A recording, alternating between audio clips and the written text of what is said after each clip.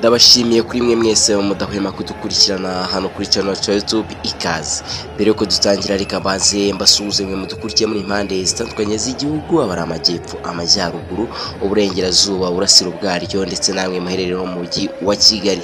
Reka n'aba diaspora nabo tubasuhuze. Kandi tuburetse n'amakuru kugenda ikikikana muri equipe ya Rayon Sport, ni equipe iri kuvamo byinshi bigiye bitandukanye. Nyuma yuko ku munsi wo kuwa gatandatu yakinaga no equipe ya APR ikayitsinda ibitego bitatu, ari kugenda hagarukwaho amakuru agiye atandukanye, aho umutoza mukuru wa equipe ya Rayon Sport yahagaritswe by'agateganyo, ubu ngubu akaba yamaze noneho kuba yakirukanwa burundu.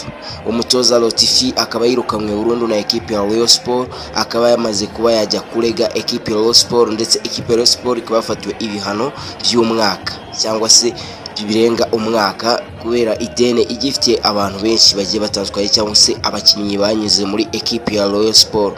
Gusa bivugwa ko equipe ya Rayon Sport nibasha kuba yakishyura amadene igifitiye abakinnyi cyangwa se abatoza banyuze muri equipe ya Rayon Sport ko bagomba kuba bayikomorera.